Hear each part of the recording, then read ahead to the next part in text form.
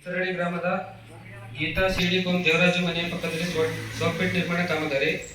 ಇದರಲ್ಲಿ ಏನಾಗೈತೆ ಅಂದ್ರೆ ಸೋಕ್ಪೇಟ್ ಕಾಮಗಾರಿಗೆ MBಯಲ್ಲಿ 5,000 ನಮೂದಿಸಿ ಬಿಲ್ನಲ್ಲಿ 6,900 ರೂಪಾಯಿ ಹಣವನ್ನು ಪಾವತಿ ಮಾಡಿರುವಂಥದ್ದು.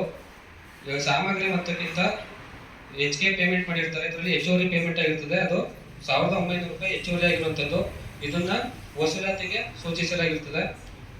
ಚಿಕ್ಕತರಳಿ ಗ್ರಾಮದ ದಿನೇಶ ಕೋಂ ಕರಿಶೆಟ್ಟಿ ಮನೆಯ ಪಕ್ಕದಲ್ಲಿ ಸೋಕ್ಪೇಟ್ ನಿರ್ಮಾಣ. ಸೋಕ್ಪೇಟ್ ಕಾಮಗಾರಿಗೆ MBಯಲ್ಲಿ 5,000 ನಮೂದಿಸಿ ಬಿಲ್ನಲ್ಲಿ 6,000 ರೂಗಳನ್ನು ಪಾವತಿ ಮಾಡಿರ್ತಾರೆ.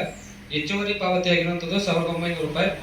ಚಿಕ್ಕತರಳಿ ಗ್ರಾಮದ ಈಲಯ್ಯ ಬಿನ್ ದೊಡ್ಡಿಗಯ್ಯ ಮನೆಯ ಪಕ್ಕದಲ್ಲಿ ಸೋಕ್ಪೇಟ್ ನಿರ್ಮಾಣ.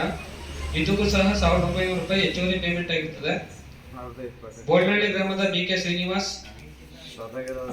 ಬಿನ್ ಕಂಬೇಗೌಡ ಮನೆಯ ಪಕ್ಕದಲ್ಲಿ ಸೋಕ್ಪೇಟ್ ನಿರ್ಮಾಣ ಕಾಮಗಾರಿ. ಇದಕ್ಕೂ ಸಹ